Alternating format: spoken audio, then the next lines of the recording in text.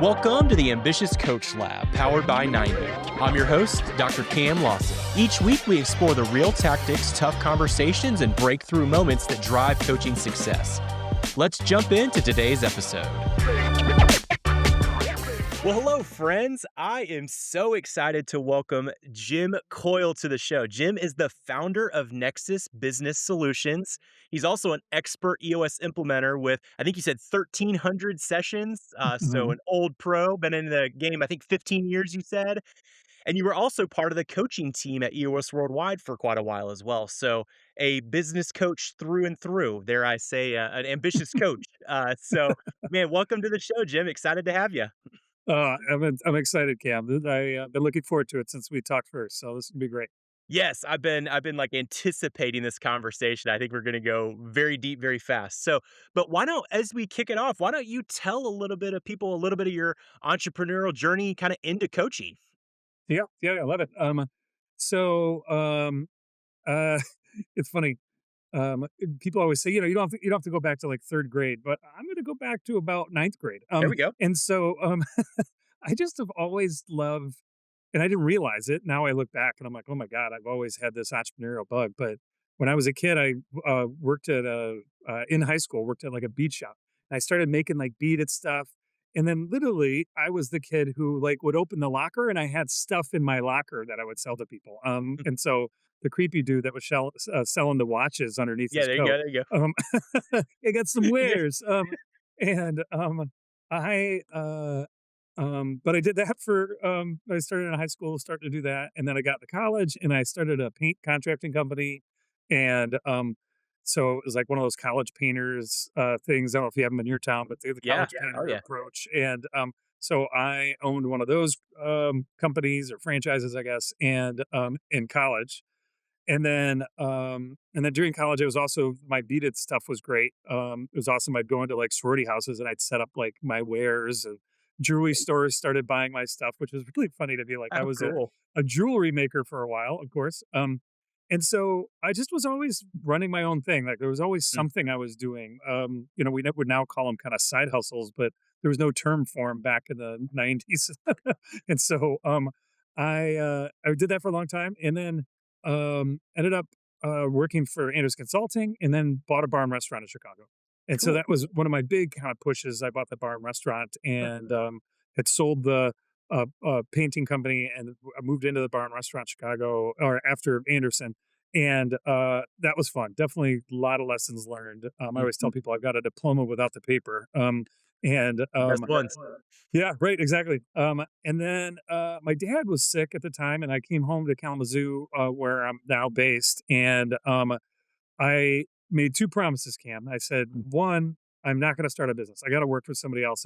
I'm done. Like I had sold the Mhm. bar and restaurant, and I was not going to work for somebody else. And I said, but if I break number one, I'm not going to have any employees, just no employees. Mhm. Like it'll just maybe be my own thing if I happen to break my first promise. Within 3 months, I owned a company and I had an employee. So 0 for 2. yeah, no, exactly. I'm like, oh my God, I'm not living up to my own promises to myself for God's sakes. It's so, um, but that started Nexus Business Solutions. And so Nexus Business Solutions was my business advisory company. I was 30 at the time, Mhm. probably seen as young with all the baby boomers who were owning the companies, but Mhm. um, it really started to work. We had a really great model, and then I met Don Tini, who was Gino's partner at EOS Worldwide, and Don lives in my town, or I live in Downstown, probably a better way of saying it. Yeah, there you go. And, yeah, it's probably that way. And so Don and I got talking, and I said, "This sounds great," and it was rather cheap at the time.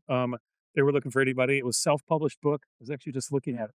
This is the book I got when I went to boot camp from Gino. No way. And so, yeah, I was looking, I was like, oh my God, I still have the self-published How version. Um, cool. yeah. And the but then I got in with EOS Worldwide, and I told Gino, I said, I'm going to take all your stuff and I'm going to put it into my system. And he said, great, that sounds awesome. And I was like, huh, I've never met somebody who's got IP who was like, wasn't trying to hide it. He's like, no, no, Mhm. no, you learn it. If you end up not getting value from us, then great. I'm like, oh, I'm liking this guy. And so the more I got to uh, dug into the system though, Cam, the more I saw it's genius, and I Mhm. didn't want to change anything. And so I'm like, I had to let go of my ego. Somebody was smarter than I was and built a better mousetrap, and so I moved all my clients over to EOS, and then, like you said, number of years in, I'm implementer 16 of all the implementers that Wow, are running around, and I ended up becoming one of the coaches for 11 years. Actually, just came off the coaching team after 11 years, so very yeah, been fun. cool. Yeah, Man, that's I mean, yeah, implementer 16 because there's what, there's quite a few, I mean, 800, 900 nowadays. I no, mean, there's I just heard the word 900, so I think we're right dang. around there. Yeah, That is crazy. What was it like, I mean, having the perspective? I mean, you're one of yeah. the unique guests that I've had who's seen that. I mean, what was it like back in the, you know, old days, if you will, dark ages, whatever you wanna call it, or versus how it is nowadays? I mean, what are the differences? Yeah, it was I mean, the crazy thing is actually what's not different, with which Huh, I actually find really fascinating, and so I'm not gonna answer your question, I'll blow you off just for a minute. fine, Um, yeah, and then I'll be nice to my host, fair. I'm sorry, but, what's interesting is what's not different, I mean, to think to go over that period of time, so we're talking 15 years, and over 15 years, think of all the businesses that are, like, not even focused at all on what they used to do, and, so little has changed in many Mm, regards. We had QCEs, we still had boot camps. Now they've been polished, but very little has changed. This book actually, was self-published. There was literally like spelling errors and things in it. The wow. grammar wasn't great, but there's no meat that changed from when Gino Mm, published it himself to when it got edited. No meat. And they polished it, but there's really nothing that's changed there. yeah. Um the now some of the things were definitely different is I'd go to boot camp and there'd be 30 of us in the room. Mm, And I was just at the annual QCE. I'm sorry, we had QCEs. There was 30 in the room. Boot camp, there was eight. There was wow. eight of us at the boot camp, and there was 30 of us in the room for QCE. And what's crazy is that I just was at a QCE, and I think there was 750 of us in a room. It's a Um, big jump. Oh, that's a difference, and it definitely Yeah. feels different. Mm, And I'm an extrovert, so I'm fine, but all our introverts are like, "Yeah!" Like, it's a lot. Yeah, it's too much. Um, yeah, I love it, though. I'm like, people talk about, like, Mardi Gras, like, "Oh," and I'm like, "Oh, yeah, it's great, I love it." And yeah, yeah, people, they just get yeah, into it. yeah, So, yeah, yeah, for me, it's my scene, but it was but what's amazing is that QCE is at its core are yeah. very true, still to what we focused on. Boot camps to its core are really the same. So it's pretty amazing. Don't tell Gino because I don't want him to get a big head, but it's pretty phenomenal that it's endured, and it endured before my 15 years. It'd been around 5 before that, Mhm. so for a good 20 years, I mean, it's really the foundation of it hasn't changed. Man, thank you for saying all that because there's so much context that you have, and so many of the individuals that talk about the value of EOS, other implementers that I've talked to, all reference the community of how special Yeah. it is, and so hearing that from someone who's been in it for a while is cool, and I think it is something that, you do find that timeless truth or whatever, and it does stick around, and so that is a testament to just how valuable the framework is. Mhm. But so one of the things, and this is where I wanna kinda dive into just your context, your experience. I mean, you've got 1,300 sessions under your belt, right? So that, as we work backwards, there's a lot of competencies that you have to kind of master as a business coach, right? I mean, you have to Mhm. get clear on your vision of why you're doing what you're doing. And it sounds like you got that really early on. I mean, even into your 30s, you had that. And so, Mhm. and then building an offering. And then once you have that offering, you kind of had the framework put down. Business development seems to be a big thing. What in your experience, you can take this from your own coaching practice Mhm. or as a coach, however you want to take it, but what do the coaches who consistently grow their practices like you, what do they understand about business development that maybe some of the other ones that struggle miss? Yeah, and let me set one thing straight. I struggled. So, I don't want, people to come off thinking I didn't, and that's actually why I became a coach. And so I'm gonna answer your question, but I became a coach because I got a call from the head coach at the time. His name was Ed Callahan, and Ed calls me up and he says to me, "Jim, you've screwed up just about everything, and Great somehow you conversation start. are." Yeah, no, exactly, like, thank you. He's from Philly too. He just cuts you straight. Um, and I'm sure there was some cuss words he threw in there too, but Yeah. he then said, "You've messed it all up, Hmm. And somehow you're still here. Like, it's amazing. Like, you're successful and you really have learned and grown. And he goes, like, I now listen to a lot of the stuff you're talking about. And before, I didn't even think you were going to make it. And he's like, it's pretty amazing that what you've done. And he said, and I think that's what a great coach is, somebody who struggled. And I learned this saying right after that, that and for some reason it happens to be about the German language. I have no idea why. But if you want to learn German, you learn it from somebody who's actually learned German or has struggled to learn German, meaning it's their second language. Learning German from a German speaking person seems to make sense, but it's not because it just comes naturally. And so Hmm. the people who things come natural to them usually aren't the best teachers. Hmm. Um, and a lot of times they're not great coaches because they lack the patience because they never actually had to struggle. Hmm. And so the people who need coaching are usually the people who are struggling. And so we have to have patience, which is not always my virtue. But what I've found is because I was in those shoes, um, I had to kind of push through. And so the I had I did 13 my first 13 90-minute meetings, Cam. We're supposed to do 4 to 1. So if you do a 90-minute meeting, you're supposed to get half of them as focus days. Hmm. My first 13 90s, I had 0 focus days. Hmm. And I supposedly have the record. They don't put that on the ceiling or the wall, for me, thank God. There's no banner that says, Yeah, right. but, I tell you that because what I learned the hard way. And so Hmm. now to answer your question, um, I realized that I had to work a lot harder than I wanted to, and that business development didn't come naturally to me. Hmm. What did come naturally to me was making business friends. I Hmm. was really good at making business friends. I that comes naturally to me. I don't mean it egotistically. It's more just like it's something I'm good at. Yeah. I'm I'm not great at what I would call glad handling.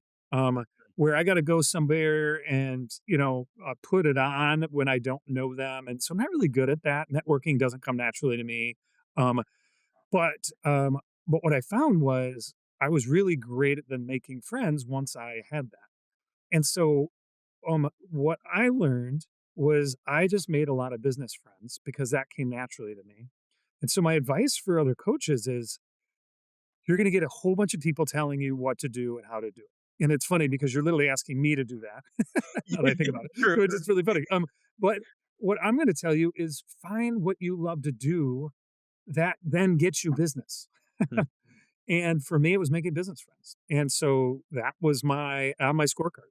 Did I make any new business friends? And every week I had to make new business friends. And we would call them connectors. Um, Hmm.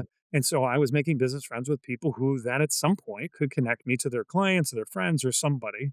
Um, and my best business friends were the ones who then referred me, obviously, and then I'd spend more time with them. And so connectors is how I built my practice. Hmm. But I just did it one friend at a time. And then when I started to get business, what I realized is that those people ultimately ended up enjoying me as a person as well and the work we were doing. And so after every session, I needed to ask, and this is how I would ask because I'd make it more about them. I said, if is there anybody you really care about that you would want them to have this? And we just finished a session, so they know exactly what this is. This is them having EOS, them having this EOS life. Is there anybody you care enough about?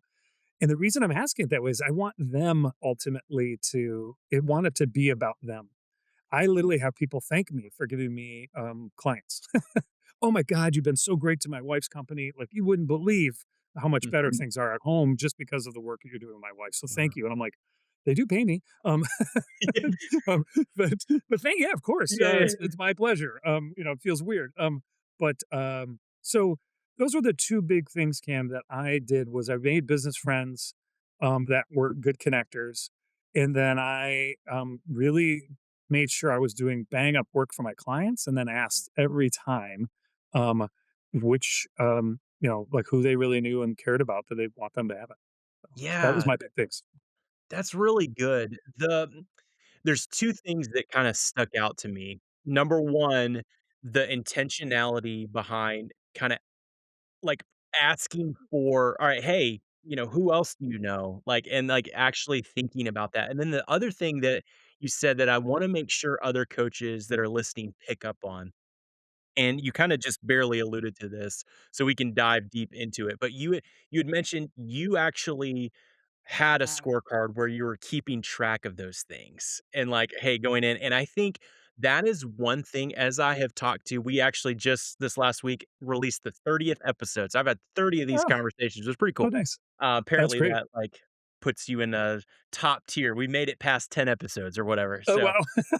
it's just the bar is low in podcasting. But the anyways, one of the things that I've noticed is the best of the best actually practice what they preach. When they go out and they're having their clients kinda go in and have somewhat of a scorecard and, build out a vision, and I think that is what I see, and I hear that in you as you're saying that, you are Mhm. actually keeping track of that because I think that's where a lot of coaches can set out and they think they're gonna be able to go in and all right, hey, these are great ambitious things that I'm gonna go after, but what gets measured gets managed, right? I mean, that's the Yeah. age old, like, I mean, that's just how it goes. And so I'm curious how you still manage your practice today. Is that something where you still, I mean, do you have like a level 10 or do you have some sort of scorecard? I mean, how does that work for you? It's funny, I have my VTO right here. There It's it funny, is. I was like, "I actually think I have a VTO here," so I can literally prove, to your Mm, listeners that I am running on EOS. Yeah, I think, there's so many times that people think that, um it's great for our clients, it's built for our clients, it's built for mm, 10 to 250 employee organizations, right. which it is, but you're gonna understand scorecard at a whole nother level when you have one. When you struggle with it, Yes. you're going to understand rocks when you ultimately don't get your rock done because Mm, you didn't stay focused on it. And so, yeah, I still do. Now it looks a little different. My assistant is now an integrator. She runs my company. mm, Um, and so we definitely have meetings. I was talking to her right before I got on this call. nice. Um, and so I would say it was very uh, much more. mm, it's funny because I still do it. It just I would say, our level 10s aren't quite as long, Sure. um, and yeah, God, the only thing that really has changed, I would say, is the amount of time that we probably takes for us to do the work, Mm, um, and so I still take on rocks, for my practice, and my practice is doing fine, but I still take on, like, I gotta get a focus day this time, mm, um, for years, didn't need new clients. I was just fully booked. And then I started needing them. And I was like, okay, I got to get focus mm, days. And Jessica's like, that should be a rock. I'm like, that should be a rock, which yeah. seemed weird. Like, I hadn't had that rock in a while. Right. I'm like, okay, well, of course, I need a focus day. Yeah. So I'm still doing those things. I'm still Mm, doing mastery. I'm still digging in. And it's actually one of the reasons, we talked about Nexus a little bit up front. It's actually one of the reasons I dug in with Nexus is at the end of the day, it makes me great because mm, I am literally saying, like, okay, this is what you do in a session. And it makes me double down on all of that stuff that really makes us great in a session. Or this is what I did for business development. And so then I can be like, okay, like I got to, take my old advice, I got to be mm, doing that. And so it's just those things that I really feel like I always want to make sure that people would never like that's good for you, not for me. I'm not mm, that guy. When I ran my bar and restaurant, I even like I'd mop the floors and I was cleaning up one of the tables, and one of the customers said to me, "Oh, hey, we heard there's a new owner," and they went on for like a couple minutes about like there's a new owner. Heard he's a young guy, and like yeah, so can you introduce us? And I was like, okay, this is really awkward because like they went on for like a minute or two about this guy, right? And I was like, yeah, I didn't know what to nice say, to Cam. meet I was you. like, I'm like, I'm that guy. They were like, "Oh my god, I'm so embarrassed." I'm like, "God, I didn't know how to say it, but I feel bad." And they're like, "Why are you cleaning up the tables?" And I'm like, Mm, Just because I own the bar doesn't mean there's not work to be done." And so right. that that's always been me. I want to get dirty doing the work, Mm, and so I think you're right. I think the best implementers at the end of the day, EOS implementers, I think the best coaches ultimately take their own advice. The mm, best therapists have therapists. I have a coach. Um, and so if you want to be an ambitious coach, get an ambitious coach. um, right. if you want to be great at EOS, do EOS. Mm, And so I think there's just so many of these things that are kind of dumb moments, but so many people don't do them. To your mhm. point.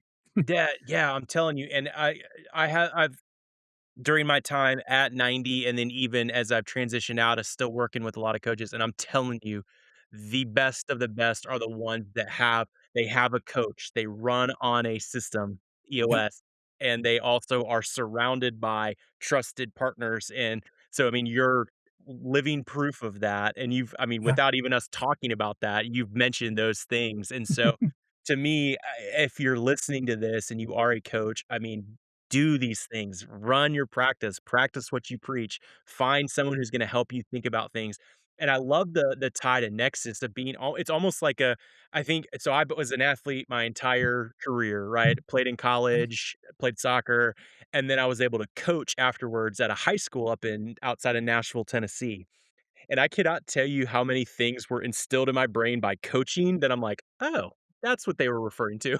And it's like, as a player, it just didn't connect, but once you start coaching, you Yep. think about it different. It's like you get a layer above, and now you're able to see it. So, can you kinda talk a little bit about just the Nexus model? I'd love to, like, dive a little bit more and, like, what the process looks like for those that you work with.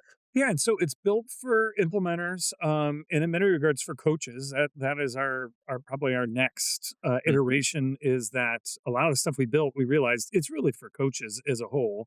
Um, but right now, it's the model is built for implementers, and it's to help them to build, implement, and manage their practice better. Build from the standpoint of helping them to build the practice of their dreams, exactly what they want and how they want. mhm, Back to doing business development your way. Implement, really not being a transactional, stop doing sessions, but start transforming lives. mhm, And so if I can help implementers to transform lives, like, ugh, I am just in my place.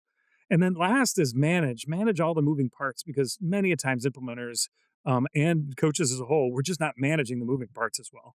Um, mhm, and so it's really about building, implementing, and managing a practice. And so at the end of the day, that is ultimately what the platform is built to do. A lot of tools and videos. So it's an online learning database. Um, and so that's the Nexus Accelerator. We also mhm. have two other products. We have cohorts, which are implementers that do quarterlies and annuals, and I'm their implementer. And so they come together and they learn from each other, and then they see implementer doing the work. And then I also have a new product called Next Us instead of Nice, Nexus. nice. It's Next Us. Play on Um, words? yeah, thank you. I appreciate that. Sarah Stern actually came up with that. Ah, I love And Sarah. so, yeah, she's awesome. But the intent is to help expert implementers to determine um, what's next. The idea, not that they're going to stop doing EOS, but a lot of them are starting to think about like, okay, I've gotten to the top of the US mountain and this is a beautiful view, but what's next for me? Is there something more? Um, and many people just want to double down on more sessions, but there's others saying, I think there's other beauty I'm supposed to bring to the world as well. Mm, Um, and so that's been fun. Those are really the three main things. The accelerator being the kind of the base of it, and it's been great. We've had what did I see the other day, about 150 in the tool at one point or another, and so yeah, excited to get the word out there to more and more implementers about what we're doing. how cool. That's yeah, that ties so well into we talk a lot about mastery on here. I mean, it's something that you have to maintain a competitive edge and or a competitive advantage. Because what's fascinating is you're actually touching I love that you have that next us thing because I think I see that, and if you Mhm. are like a lot of the experts that are out there right now, they are, I mean, true entrepreneurs through and through, and they I Yeah, mean, they can't help but scale, and what's the next thing? And so I think that is something that a yeah, lot of them are facing. You see a lot of these, like, offshoots and things that are kinda, like, going because I think they're entrepreneurs, they can't help it, like, that's yeah, just in their DNA, and so yeah, that's that's really cool. W when you so you're working with a lot of experienced to, like, not experienced coaches. I yeah. mean, what would you say from your work with Nexus, like, what separates the great or call it ambitious coaches from the, mediocre ones, let's call it. We won't call them bad, but No, yeah, it's funny. I the word I said literally. I was presenting to an MCE last week, And so, an MC brought me in to present on a topic of like a be part of their learning part. And I said, you know, there's really good implementers and then there's truly great implementers. And I think that most implementers are actually really good at what they do. We Yeah, give them the tools to do that. Not everybody, I'm sure that there's always a bad something, sure. but most of us are pretty damn good at it.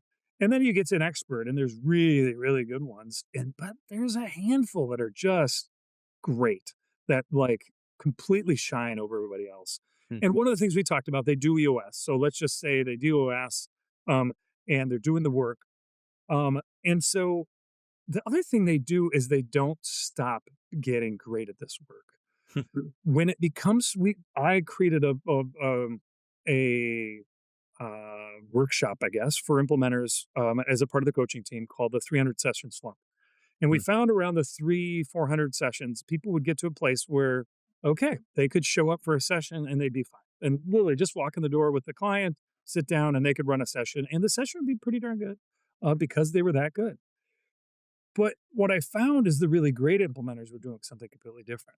And I was doing some of these things as well. And it was I spent a half hour to an hour the night before really digging in on the client, getting into that headspace. I then would the day of, I would get there an hour before. I'd get everything up on the board, make sure the room was all set up for them, really making sure that everything looked first class. And that didn't take long because I have a team that does a lot of that for me. And then once again, I would dive into their stuff, like think about like what's going to come up, what are some of the things that what's their Colbys, so I could facilitate their Colby, not my Colby, and then really dig in and just answer this question that I needed to become the implementer that they deserved. So the hmm, question is that then who is the implementer that they deserve today? How do I need to show up? And then got quiet and really just kind of thought about like what that was. And so what I did was I got to a place around 300 sessions and then it became transactional for me. And I realized, okay, this wasn't working. I was pissing people off and hmm, I screwed things up. And I was like, all right, I'm missing it. And it started to get bored. And I think one of the most dangerous things on the planet is a bored entrepreneur. Um, hmm, it's like a rat in the corner. The a bored entrepreneur can be do some amazing things or they can be dangerous. And I was hmm. unfortunately the dangerous one who was becoming more transactional. And so I dug in and then like really went deep on the mastery. And that's when I ended up creating these videos. A lot of it were for me. And I used to have a firm before the franchise model came in where I had some local people and I had the old school firm where people worked kind of like under me kind of thing. And that's not the new model for Nexus. It's just a monthly subscription kind of thing. But um, what I learned was that when I got really good at this and really got into the room and understood them as the creatures that I got to really work with, man, I could feel what was going on. Um, yesterday, we went around the room and I said, and this was just implementers, and I said, and you have something else to say. And he's like, I do have something else to say. Mm, And I can just feel it in the room now. yeah. And so I think all implementers can get to that place and all coaches can get to that place. We got to get quiet. I think life is like a good stretch. If you don't relax into it, you don't get much out of it. And we got to relax into it. I think you got to be ultra prepared as you can hear. But then I just get into the session and I am there for them and feeling what's happening, making sure I'm not the point that they are. And so there's a lot there. If I would break it down, if you just wanted bullet points, I'm a bullet point guy. I'd say they dig in on the why of what we do. They really understand the why, not just the what. Mhm, They really are always pushing into mastery, always trying to be better in their craft as teachers, facilitators, and coaches. Um, and at the end of the day, they're doing the work. They're mhm, doing the hard. They're making the phone calls. They're going to QCEs. They're doing the stuff that actually gets them to where they are. And so, mm. if they do those things, I think they become masterful. Yeah. It's a good word. There is a lot of, like, personal self-work too of the Mhm. emotional intelligence of walking. I mean, it's a Yeah. skill that I think, I mean, yes, there are certain people that just have it, but it's a skill that can be learned because that is something that I've been insanely privileged to work with a lot of really great coaches who have that, and it's Mhm. like they can go into a room and just understand, "Okay, hey, you didn't directly mention this to this person, but clearly this person feels slighted by that, and we're gonna acknowledge that. We're gonna bring that because we aren't gonna be able to move forward head if there's Mhm. tension in the room, and being able to pick up on that, and I think there's a lot of it's a holistic mastery, right? From, Mhm. an emotional, from a physical, from a spiritual, you could say, I mean, there's all Oh, yeah. sorts of ways that I think the best coaches are the ones that have mastered that and they understand that. So that's really interesting to hear you kind of verbalize all of that because that like clicks in my brain of like, oh yes,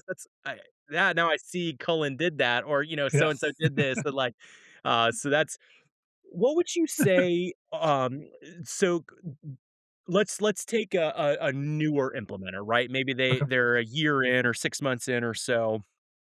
Let's say they're spending lots of time, money, and energy on things that maybe you would say aren't necessarily going to move the needle. What are some of those things that you see newer implementers or newer coaches Mhm. lean into thinking that it's going to move the needle, but in your experience, it's just not? Yeah, and so, I'm gonna quote CJ DeBay, and I think she stole from somebody else too, but she said it to me, so I'll give her credit. She said, "Jim, you gotta do closest to the dollar work." Hmm, And I'm like, "Okay," and, I was pretty sure I understood, but I said, "Okay, go a little deeper there." And she goes, "Okay, so the closest to the dollar is do a session, you get paid, right? So that's the closest. But if you don't have a session, then the next best thing is doing a 90-minute meeting because that then gets you a session, right? So then doing a 90. Well, if you're not doing 90s, because you can't have them all the time, then you're doing VTHs. If you're not doing a VTH, then what gets you VTHs?" hmm, She's like, "That's where you should be spending your time." And she said, "So many people get lost in doing the other stuff. Like, oh, if I research LinkedIn and I really dig in deep on LinkedIn, then I'm going to understand my marketplace better." And like, no, the way you're going to understand your marketplace better is get knee to knee with somebody at a coffee shop and actually have a conversation. hmm. And that's how you're going to understand your marketplace. And so a lot of people can get caught behind these things, that we're talking into right now. Yeah, um, totally. and that's not how business works. Business Right. works face to face. Yeah. And I think that they got to get out there and I'm not saying you don't text and call and do all that stuff either. So when I say knee to knee, I mean, like, what is it that you're doing that's creating the next relationship that's going to help you Mm, to be great? And so we got to get out there and be making those business friends. And it's funny because it comes back to that in some regards, but I think it's relational. And if your text message isn't helping to build that relationship or move something forward, what are you yep, doing? Um, right. I always say every business meeting ends with some next step where it's not a good Mm, business meeting. What's the mhm, next step? Right after this is a business meeting. And the next step is, well, then you have to ultimately publish this and get it out yep, there and let people know on LinkedIn that we hung out and we had a conversation. yep, And so there's always a next step. mm, Or value isn't created from what you did. Now, I go out and have drinks with my buddies. I don't have to have a next step with that, but that's not a business meeting. right. That's just I got filled up. My soul got filled up by hanging out with my buddies. Um, but I think we need to do that. And so at the end of the day, I think that you just got to do closest to the dollar work. And so whenever I thought about that, I would think about my calendar and I'd say, is my calendar closest to Mm, and is my calendar full and doing closest to the dollar work? And so sessions, 90s, VTHs, all of that, of course. But then it really, for me, was those connector meetings and mhm, being out there and having those relationships. And for others, it might be doing talks. Really, all EOS implementers, and I'll be honest, I think most coaches as a whole. So really get it by connectors, they get it doing by talks, mhm, in some form, or they get it from their clients. And so those are the three mm, main ways that everybody, I think, builds a coaching practice. yep, And we overcomplicate it, but at the end of the day, it's those three damn things. yeah, And so, what are you doing around those three things? And so, what shouldn't they do is get caught up doing any of the other stuff during mhm, the week. So I didn't even prepare for my sessions during business hours because mm, business hours were for business meetings. And mm, preparing for a session is not closest to the dollar work. Closest to the dollar work is ultimately doing a session, but it's not ultimately preparing. And so I wouldn't do my books. I wouldn't do um, any of my prep for my sessions. I do none of that during the week. It was always after hours and before hours. And I mm, had young kids. I mean, I have a 10 and 12-year-old, but my practice started 15 years ago. And so I had babies running around. And so I just would get up really early, which is mm. crazy because getting up before a baby sometimes is impossible. That Um, is early. Yeah, that is early, you know. Yeah. Um, you have young kids. Um, and so I get up really stinking early, and so I Mhm. could then be prepared, or do what I needed to do to get there. And so those are the things I think coaches miss. Business hours for business meetings and stay closest to the dollar. And I think that you can just do the best work. It's a proactive approach. I mean, and I feel that tension because if I don't manage my schedule, it tends to, like, I get real reactive, and Right. that's actually one of the things that I read through Shine, Yeah. by Gino, and the kinda one of the things that I put into play is, all right, the night before, I'm figuring out what are the 3 most important things that I've gotta do the next day, and then building Mhm. my day because I get that, like, you can get into where you're just doing busy work and it's not leading to anything that's Mhm. helpful for the entity or entities that you're working with, no matter what position you are, that's practical. But as a coach specifically, you could easily fill your in. And I think in this world that we live in where, I mean, you can't spend any time on LinkedIn without getting some kind of message per day about, "Hey, utilize this, tool that will, like, make it easier, hand deliver you 30,000 leads." You're like, "How is that Mhm. even possible?" Like, Right. and so it's so many shiny objects that I think when you get it back to the root, it is coaching a coaching practice is a deeply human thing. It is Mhm. life on life, one-on-one, that is where it is built, and so that's a great word to kinda go in and what is gonna lead to that, that's gonna get you to the next thing, which is gonna get you to the ultimately the session, right? I mean, that's Right. ultimately you have to work towards. So, I mean, let's talk looking back over your journey, what is maybe some of the lessons that took maybe the longest to learn over the course Mm. of your 15 years in doing kind of the EOS stuff? You could even stretch further back then if you want to. Yeah, I started my practice in 2004, so we're 22 years in. Yeah. So yeah, one of the things that was a hard lesson that I it was a lot harder than I thought. And I think that people just don't do the work. And so when I started doing the work, I ended up doing much better. And so I would do a breakfast meeting, a coaching meeting, a lunch meeting, a coffee meeting, and then a beer because I had too much coffee all through the day that I needed to actually then, Yeah, you I had to have a no more suppressant. caffeine. Yeah, no, exactly. No Right. more caffeine. And so I do 5 meetings a day where I was knee to knee with somebody. And I would try to do that 3 times a week. And I would say on average, I was probably around 12 to 14. And so I didn't always get in 15, but 12 to 14 per week. Um, and those weeks were so intense. It'd be easier Yeah. to be in a session for sure. But my practice wasn't growing. And I was like, all right, I got to do the work. And so that was a hard lesson for me. Um, the other one is like they hired me, and so I used to watch all the Geno's videos before it was Peyton, and now they're all Peyton videos. And so I w- w- I would mimic and come off as Geno or Peyton. And what I learned is that my clients picked me for a reason, right? They had other opportunities. There's plenty of implementers. There's 20 of us in West Michigan alone. So they could pick anybody else, but they picked me.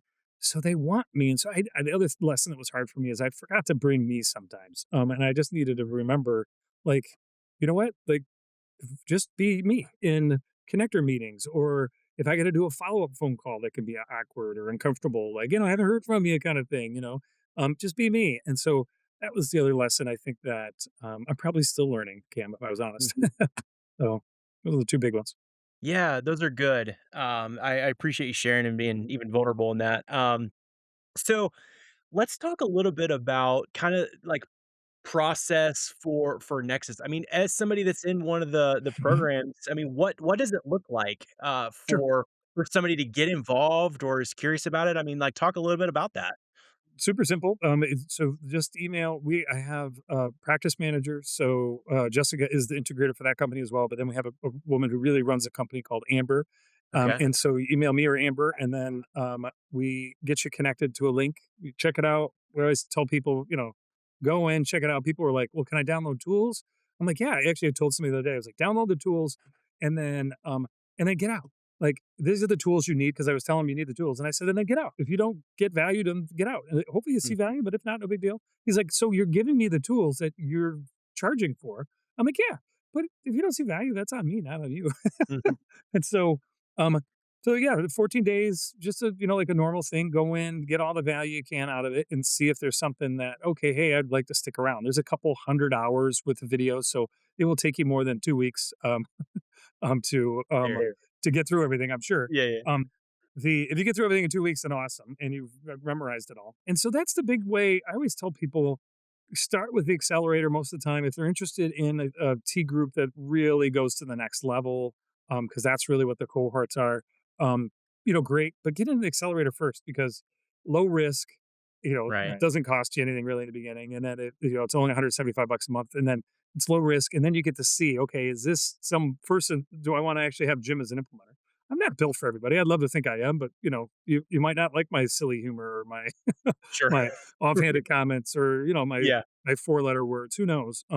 And so there might be something that doesn't come across to you or fit for you. Mhm. So do it this way first, and then those other programs. If there's things there that feel like what I want to go deeper, I always tell people just email me. I think that I talked to a guy today and he goes, God, I didn't think I'd actually talk to you. And I was like, why? Like, not a big deal. He's like, well, no, I just know you're really busy. And I'm like, I am, but I love talking to implementers. This is why I do this work. He's Yeah. like, okay, great. Well, and so we ended up chatting. And so at the end of the day, I just love chatting with implementers and helping them out. So if there's ways that I can do that and be a resource, even if it's not Nexus, I'm always willing to do that. So just reach out.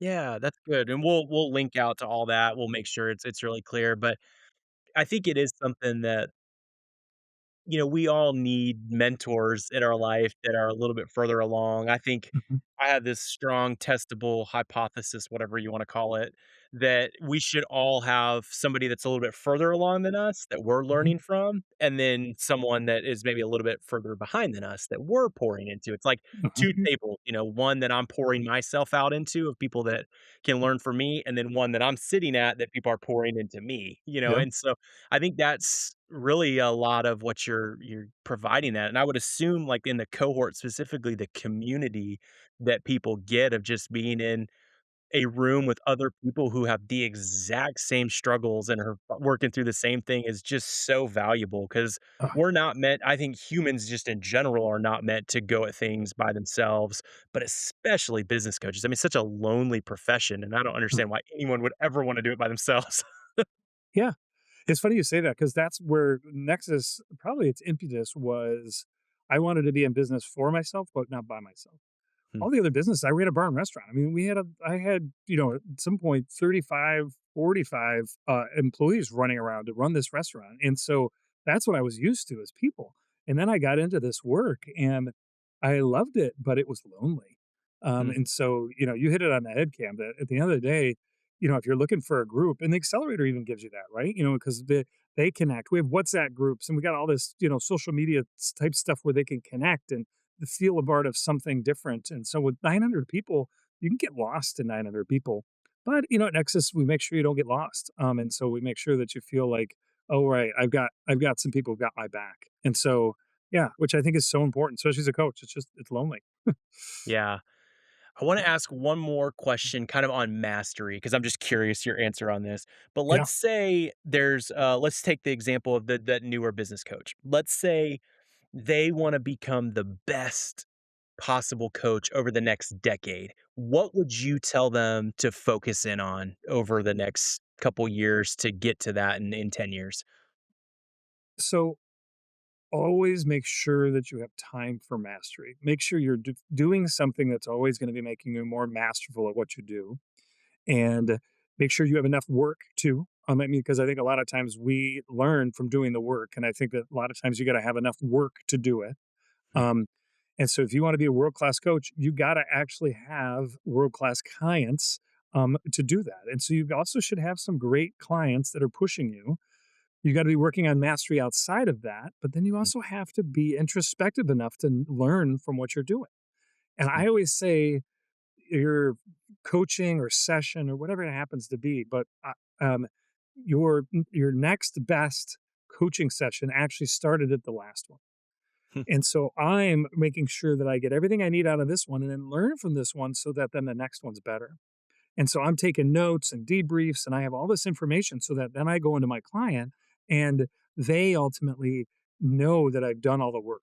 I've, I've, Mhm. I've spent hours preparing for this meeting, and so that they can have the best meeting. I know all their terms. Um, I know what their acronyms mean. I remember what their kids' names. And so at the end of the day, when that people feel cared for, Mhm. ultimately, you then can ultimately say the tough things. So the more you love somebody, Cam, I think the more difficult messages you can give to them. Now, I don't do domestic, so don't go tell your wife something because you love her so much. But it does work in business. I'll say that. And Right. so in business, when they know that you really care, Mhm. then they're really going to be able to listen and hear the hard truths that you're going to bring them. And so love on them, make sure they feel that love, and then make sure you're masterful at this work and, that ultimately can make you a world-class coach. Yeah, man, that's a great word. What an awesome, kinda way to wrap it up. I appreciate you sharing that, spot on. So, thank you, number 1, for coming Mhm. on and sharing all these things. This has been an awesome conversation. I've learned so much. I always like to ask guests 2 questions kind of on the tail end, just Okay. reflective and one that's more current. So the first one, let's say you're going back looking at rookie Jim who's just getting out in coaching, right? Mhm. But you have all the knowledge and experience and lessons learned that you have now in this moment. Mhm. What advice would you give yourself? Yeah, it's probably similar to what we talked about a little before, so not to be repetitive, but really what comes to mind is be Jim, just be you, right? They got in front of you, and it was probably because somebody who cared enough about you connected you, so there's Mm, some connection there. So just bring yourself, bring your beauty, show them that you really care for them, and then relax a bit. I think I just was too, like too worried about everything working out. And I think that I pushed myself hard because of that, but I think I could have still pushed myself hard and just enjoyed the ride a little more. And so that would have been um, my advice. Enjoy the ride, do the hard work, but enjoy it, and show them you love them. And I uh, I think I would have had an easier go. I don't think my first 1390s would have been.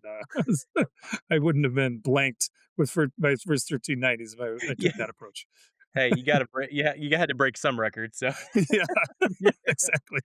No, that's really good. I appreciate you sharing. I think it's something that I you can get into where you're grinding and it's like you're just running and running and running, and you sometimes forget the real impact that you're having on people's lives, and I think being able to reflect that and enjoy that process is an important kind of mental shift, to make sure we're kinda going back to. So, I Yeah. appreciate you sharing that. The second question is, what's a lesson that you're in the middle of learning right now? I mean, you've said alluded to it quite a few times, mastery never ends. So what's Mhm. something you're learning right now? Yeah, it's funny. There's a couple of things. One that I've been doing. So I'm gonna give you two. One that I've been doing that I keep learning from, and it's been so good for me, is that I every year, Cam, I do something that scares the hell out of me, like truly scares me. And like where I'm like, okay, I don't think I can do this kind of thing. And I've tried to do that every year. And I just keep growing because of it. When I put myself into harm's way, and that's the way I call it, I'm not talking about jumping in front of cars. I'm just talking about putting yourself into things that ultimately really scare you, but push you Mhm. towards something.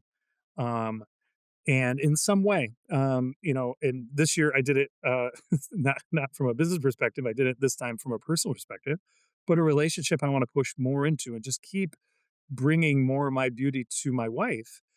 And so we did our vow renewal, and I took guitar and vocal lessons, and I sang my wife a song. And I How have never cool. sang in front of a group of people ever in my life. And I uh, I don't think I'm going to be getting any gigs soon. Keep But your day job. yeah, keep the day job. Luckily, Yeah. I'm enjoying my day job. But it was cool, and so that was Yeah. the thing I did this year. I don't know next year. Somebody asked me what I was going to do next year. I'm like, I don't know yet. I got to figure it out. You got some Um, time. I got time. So that's one thing. Like I I tell you that because I keep learning all this stuff. Like, I can do these things. I can do the hard things. And one of those things, it's good that I'm learning that, because one of the things that I'm struggling with right now is that um, there's a book called Strength to Strength by Arthur Brooks, and really bright guy. He's a social scientist, I think is what it's called. And but it talks about the next phase. And so I'm 53, and so I'm realizing that I don't have things are starting to change for me. And this happens, and he says late 40s to early 50s. This is when it happens for almost every human on the planet, and men struggle with this more than females. And he goes through all the reasons why, but we just generally struggle through things more than females, I think, sometimes. And I don't. That's not saying women have it easy. Please don't ever Right, say right. that. I No, don't. no, no, I, no. you definitely can X that out if that's the way it came off. My point is that I feel like we sometimes just aren't as connected emotionally to what's going on in our lives as well as 100%. women.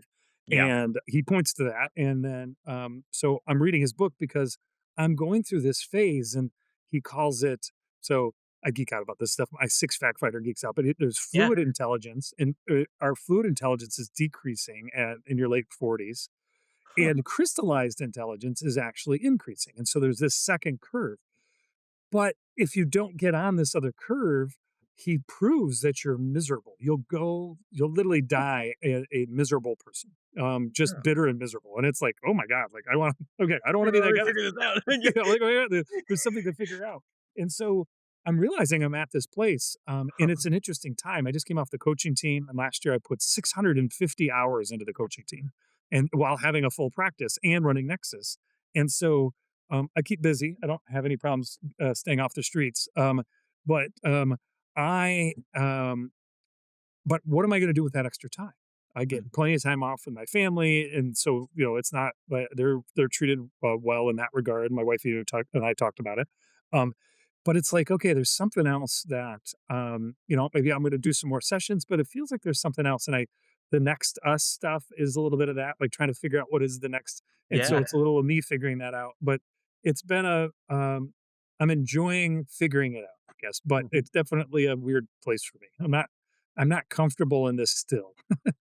Hmm. So I gotta figure that out a little better, so, Oh, man, thank you for taking us on that. It's really timely, and I would imagine there's plenty of other listeners that resonate with that. I mean, I'm in my 30s, so I'm still working for that, but yeah, that is something that I mean, I'm still thinking about things like that. So I appreciate you sharing that. So, yeah. Jen, man, this has been awesome. Thank you for taking the time to chat. I mean, if someone wants to get in touch with you, what is the best place to kind of reach out to you? Yeah, it just email me. I always tell people, people are like, is it on LinkedIn or whatever? I'm like, no, you can email me if you want. It's just jcoyle@eosworldwide.com is probably the best way. And then, yeah, if you want to learn more about Nexus, that's probably it too, because then yeah, Amber and Jessica could jump in on that as well. So, I love it. That's yeah, awesome. Well, yeah, this has been great. I've learned a lot. I appreciate you taking the time to chat, and I'm looking forward to staying in touch. We'll link out some of those things in the show notes. So if people want to get in touch with you directly or learn more about okay, Nexus, we'll have all that in there. And okay. I'm excited. So I appreciate you coming on, taking the time, man. Thank you for listening. We got lots more episodes coming your way, and all about business coaches and growing a practice. Take care. Uh, Bye. That's it for today's episode of the Ambitious Coach Lab. My hope is that something here helps you sharpen your craft and keep building a coaching practice you're proud of. Before we wrap, a quick thank you to our sponsor, 90. If you're coaching leadership teams, having your clients run their entire world in 90 truly elevates your work. Vision, rocks, scorecards, issues, it all lives in one centralized place. The clarity keeps your clients aligned between sessions and makes every conversation you have with them more focused and more impactful. I've used 90 with over 500 leadership teams, and I can tell you it makes great companies better and great coaches even more effective. Feel free to use promo code AC20 for 20% off. Again, that's AC20 for 20% off. Thanks for hanging out with me today. I'm Cam, cheering you on as you grow your ambitious coaching practice. We'll see you next time.